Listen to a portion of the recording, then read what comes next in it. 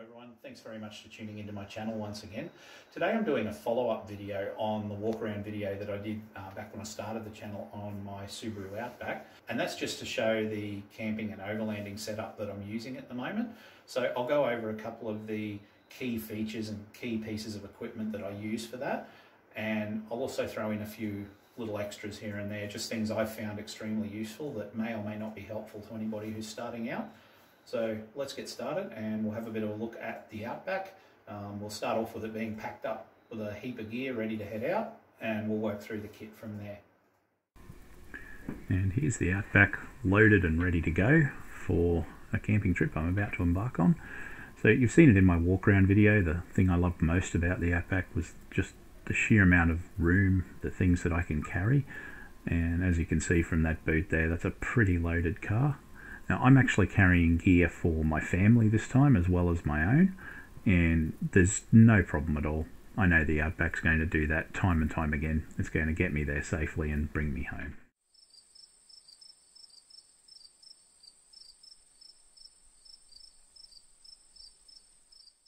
For my day trip setup, I've got a King's 250 watt solar panel, a battery box, and that's all I really need because literally I'm only powering the fridge.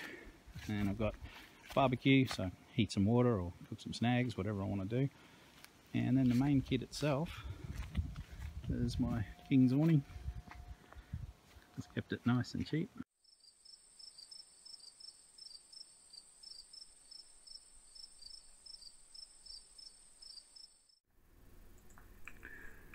So you've seen the setup that I use for day trips.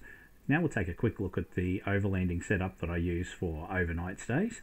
So I use an awning tent. This is the Adventure Kings branded one. So I've had this tent for about 7 or 8 months. I've used it in everything from torrential rain to scorching hot days. I've had it in below zero temperatures. It really is a fantastic and versatile piece of camping equipment. I love it. As you can see, it features the awning as the center point at the top, which everybody's seen, and it just mounts in on the actual awning rail. So as I'll show you, it mounts up here. There's a bit of channel. It just goes through the channel there and slides along, and then all the way at the front you've got the same sort of system. It loads into channel, and it's actually zippered, so you can actually zipper it off of the tent itself to set it in place, and then you can adjust your tent by putting the zips together and drawing it together. The whole setup time really is quick. It's under 5 minutes to have this set up. It's brilliant. So it latches onto the same bars that the awning uses, hence an awning tent, and it works all the way along, and you've got the same down on the poles, so it runs along the 2 front poles all the way down to the ground. It's pegged out at all 4 points as well, and really that's all there is to it. I've added this super peg tent pole in here just to give the main awning bars just that little bit of support in the middle. I did notice when I first started to use this setup that they tended to bow, so this just gives them a little bit of extra support, and I don't know, it's just something I've done myself. Whether it was necessary or not, well, you be the judge, but I'm pretty happy with it. So they feature these big open windows all the way around with sandfly and midgie proof screens, so it really keeps the smaller bugs away as well as the mosquitoes. And also helps the unit to breathe. They're individually zippered, so you can open them up and reach in if you want some quick access to wherever it is you're trying to get. And obviously you've got the sides of the tent, they zip down over the top of those to block out the sun and also seal you up when it's cold. So yeah, it's really basic. There's nothing very outlandish here. It's a very simple system, but a very effective system. I've run carabiners here where the guy ropes mount, and the simple reason for that is in high winds and things like that, as the awning might sway backwards and forwards, you get a scissoring motion on your guy ropes, and that could eventually lead them to cut. So I've always felt that putting the carabiners in there just makes sure that won't happen.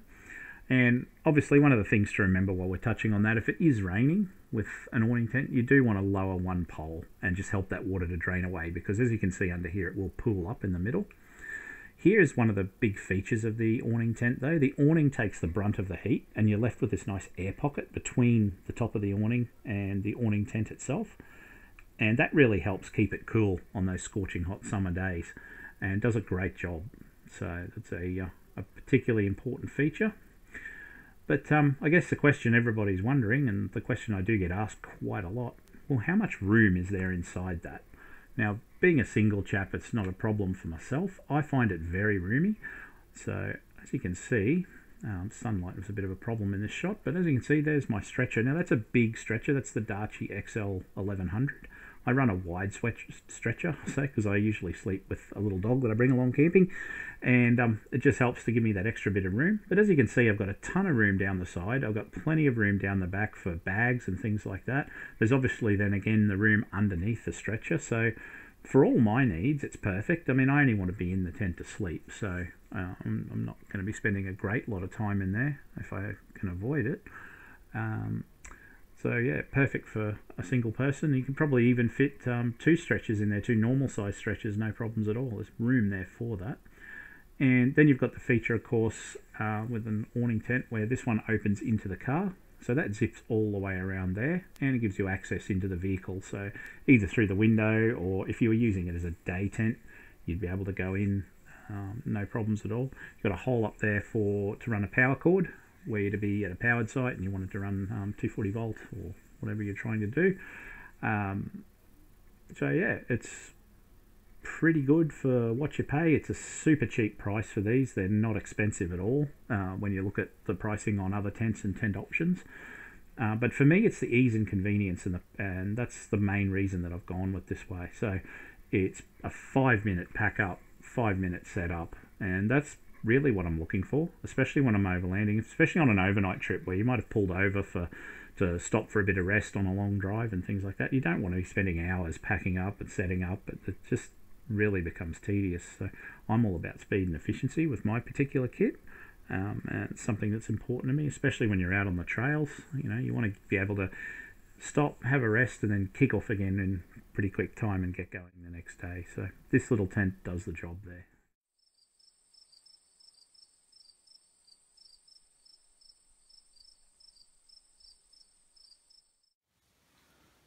So this is the Darchi Ultra 100 swag.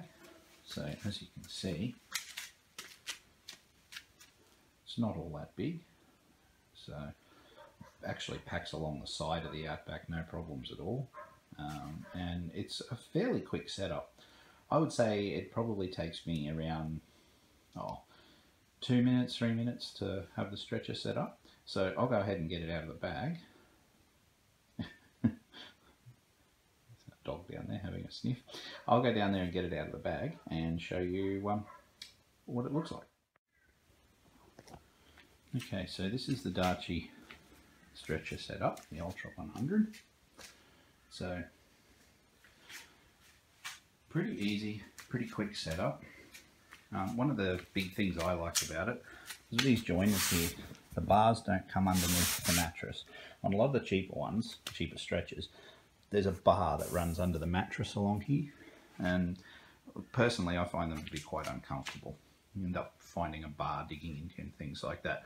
This is one of the most comfortable stretchers I've ever slept on, and as you can see, it's also got a lot of width to it. So as I've said in the other video, I'm always camping with a little dog, and it just gives room for the both of us on the stretcher, so that one of us isn't kicking the other one off, which naturally is always the dog kicking me off. That's just how it works. So width-wise, you see, just over 3 foot wide. Length-wise, so looking at just over 7 foot. So quite a long, wide stretcher. But as you saw, packs neatly. It's a quick setup, and I love this thing. So I take this everywhere with me. It's revolutionised my sleep while I'm out there and made it so much more comfortable, which is important. Everyone needs to get a good night's sleep, whether you're camping or at home, it doesn't matter. Alright, we'll get this one packed up and put away, and I'll show you the next item on my list.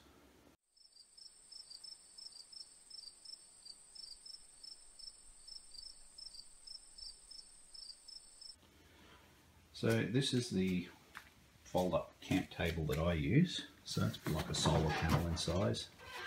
As you can see, it's bulky in the sense of the square area, but with the Outback it's never a problem. It just fits up the side or sits on top of something. It's not a problem at all. But anyway, let's get it out of the bag and I'll show you what it looks like once it's put together. So there it is all set up. Obviously I haven't got my cooker on there, but as you can see, you've got storage underneath. You can store anything you like under there. Extra gas bottles, food, canned food, things like that. You've got the wind guard here, which is good for those windy days. It helps keep the air off the cooker. We've got a T-tail rail here, which is handy. There's our wash-up sink again. Now what you can do, this is removable. So you can actually put a tray over there, which I sometimes do if I just want to prepare food. And then you can just sit this down below, down there. And you can have a tray in here working away on your food. And when you're done and you're ready to cook, or when it's clean-up time, obviously just swap them over. So it gives you that workbench, you know, that you really do need when you're out there. You've got to have somewhere that you can actually prepare on, and I find this to be the perfect solution for me. As I said, there's tons and tons of different brands, styles. There's all kinds of new styles coming out that are a little bit more compact. You've got roll-away, fold-up ones. But really all you need to do is have some kind of workstation. You can pick a table that works for you. This one works for me, and as I said, it's cheap and still going, so I'll keep using it until something is vastly superior comes along. But yeah, that's my camp table. It's the second key part of my overlanding kit.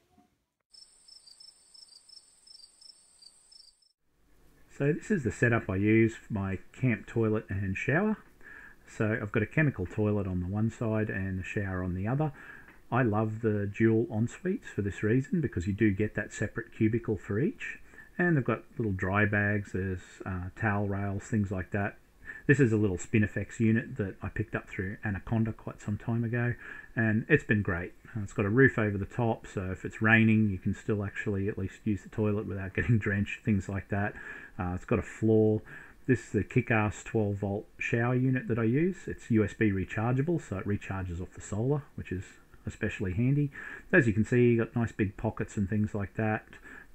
It's just handy, and it takes me about, I don't know, say 10 or 15 minutes to set this one up. It is a little bit longer, especially when you're on your own. With two people, you'd have it up in about 4 minutes flat. But I obviously do a lot of solo trips, so for myself to put this up, yeah, around the 10-minute mark, 10 to 15 minutes, pretty standard for that.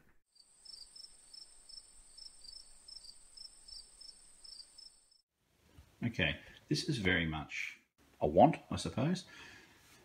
These are around the $320, $350 mark, depending on the day you buy them and who you buy them through. But obviously it's a chainsaw, and as you can see here, it's an 18-volt battery operated chainsaw.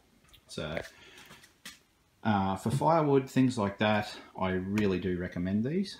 You don't have to go with this brand, obviously. There are cheaper ones out there that you can get from Bunnings and things like that. Just be careful when you do go and pick up one of those cheaper ones though. Some of them don't include the chain, so you've then got to go and spend extra to get a chain for it. There's all different things with them. Just make sure that you know exactly what you're getting. So if you're buying through Bunnings or somewhere like that, just double check that it does include a chain, things like that. If it doesn't, make sure you're all over that, and you're checking, make sure you get a chain as well.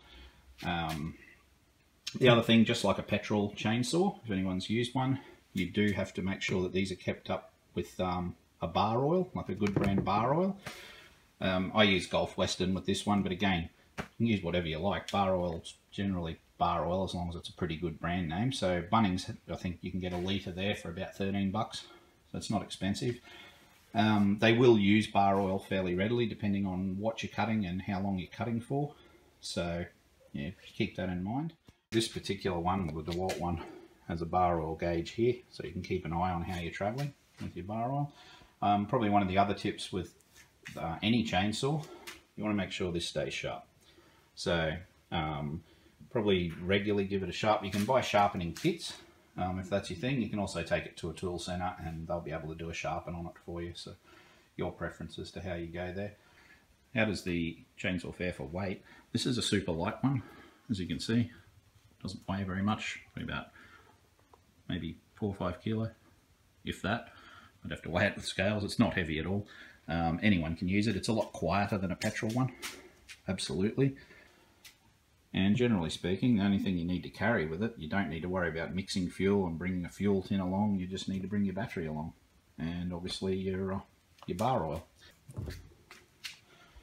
One of the questions I do get asked is, you know, what happens when the battery goes flat? How long does your battery last for? I've never really used it long enough to have to stress about that. So in the time I've used it, I might do say 20-30 minutes of cutting, and I've got more than enough timber for the trip. And this is a little 4 amp hour battery it comes with. You know, it's not a bad battery.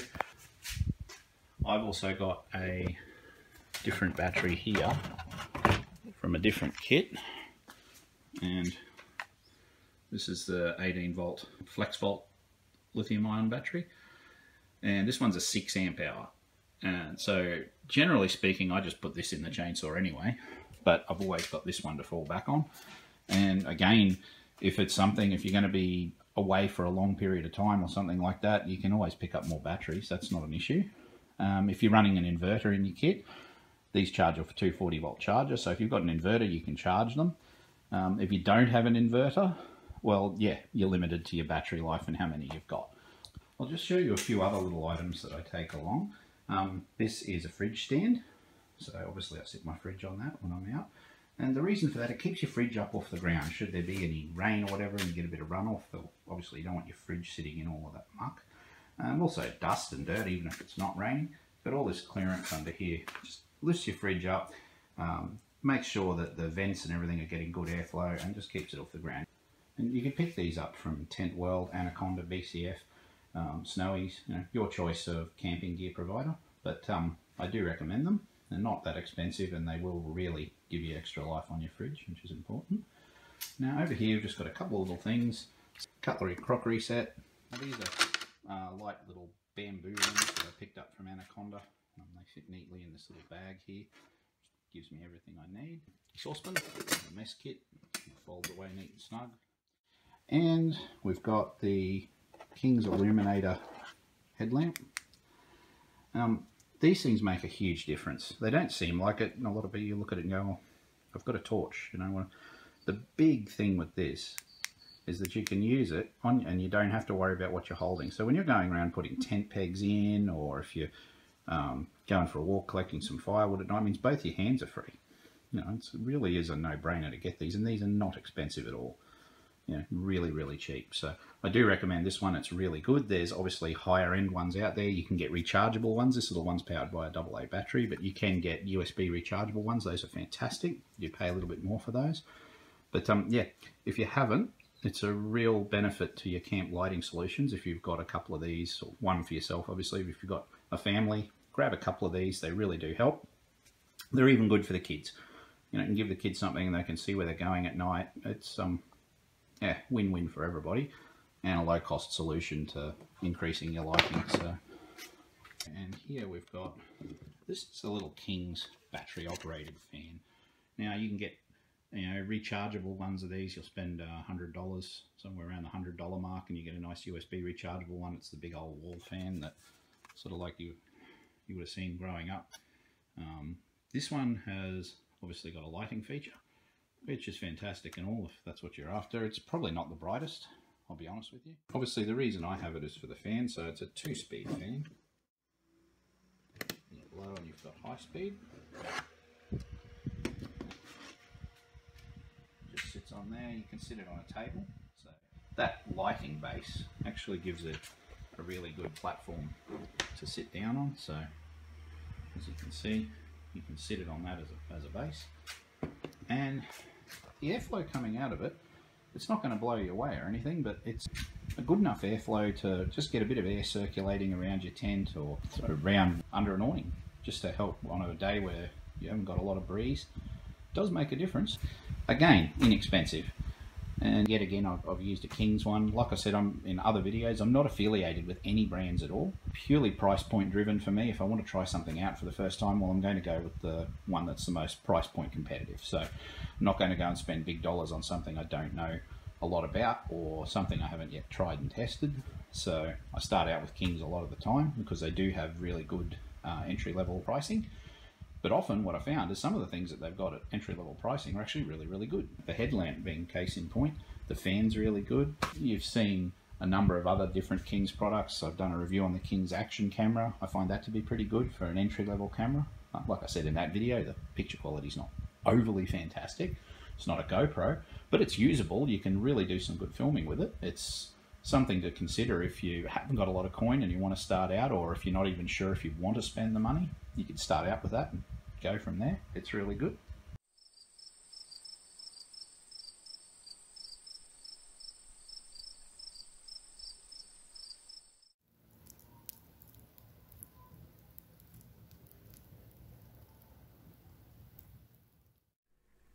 The crackling of a campfire, synonymous worldwide with camping, and some of my fondest memories of growing up as a young boy and learning to experience camping with my family was sitting around the campfire, swapping ghost stories, sharing drinks, toasting marshmallows. And it's one of those things that carries through into adult life. I love the campfire. It's probably my favourite part of a camping trip. Once everything's set up, is just sitting by the campfire, listening to it crackle away and listening to the sounds of the bush. It doesn't get any better. This was a recent trip I took with friends and family out to a local campground, and it was good to be able to bring my overlanding kit out and to be able to fully integrate with the camp kits of others. We had 2 soft floor camper trailers along, my overlanding kit as well, different setups for different groups.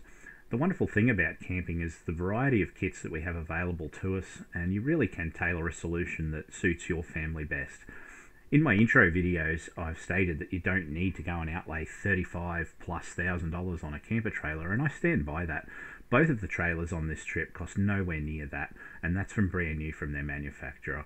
You really can find low-cost solutions depending on the kind of kit you're looking for. There's an enormously wide variety of various camping kits out there, everything from hybrid caravans, dedicated caravans, camper trailers. There's different types of camper trailers. There's swags, sleeping bags. It really does depend what you're looking for, what your individual needs are, if you're a family, what your family needs are. And from there you can determine which kit suits you best based on a range of different factors, budget, suitability, things like that. If you haven't yet got out there and started enjoying the great outdoors and you're wondering about where to go and what to do, head down to your local preferred camping retailer, let them know what you're trying to do, and they'll be able to point you in the right direction and help steer you towards a kit that's best suited to the kind of kit that you're chasing. The great outdoors is out there for everyone to enjoy. It's a wonderful experience. I cannot rate it enough. So don't be held back. Don't think that because you haven't got a Toyota Land Cruiser sitting out in the driveway, or even you don't have an all-wheel drive vehicle such as the vehicles we use for our overlanding and off-road adventures. Don't let vehicle choice stop you from getting out and exploring the great outdoors. There's a host of different destinations that you can travel to without even leaving the bitumen. Some of them are remote, some of them are wilderness locations. You can see some of the great wonders that are on offer right at our back doorsteps. The only thing stopping you is you. Don't buy into the marketing hype. You don't need to have a $50,000 or a $100,000 four-wheel drive. You don't need to have a caravan. You don't need an off-road or a hybrid caravan. You don't need a camper trailer. In some cases, you don't even need a tent. It purely comes down to the choices you make based on what you think is going to be more suitable for you and your family's needs. If you're unsure of where to start or where to go, head down to your preferred choice of camping retailer, let them know what you're trying to achieve, and they'll be able to point you in the right direction and get you started. From there, it never stops. Camping kits are ever evolving. As fast as you think you've got the best kit suited to you, you'll see something new come onto the market. You'll see somebody else's kit. You might see a means of saving yourself a bit of pack-up time or a bit of preparation time. It might be a means of doing something differently so you don't need to bring as much equipment. They're forever varying. That's one of the fun parts about camping. There's always something new. There's always a different way.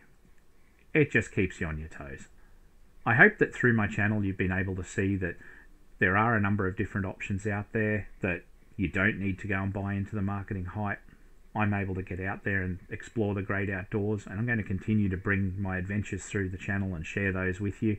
I hope that it's inspired you if you haven't gone out and seen the great outdoors. I hope that it's shown you that you can do it. and I hope you've enjoyed what you're seeing.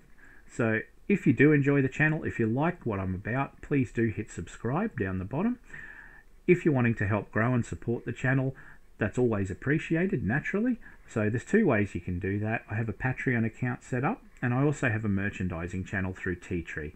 The links to those can be found on the banner for my channel up on the top right hand side. Thank you very much for tuning in. Thanks very much for your ongoing support. And I'm just going to leave you now with one of my all-time favourite camping experiences, that of watching a sunrise. In this particular clip, the sun peaks up over the horizon, bringing an end to what was a freezing cold autumn night, and it's a wonder to behold. Catching a sunrise is one of the most amazing experiences. If you haven't done it, I highly recommend it. Thanks very much for tuning into the channel. I'll catch you next time.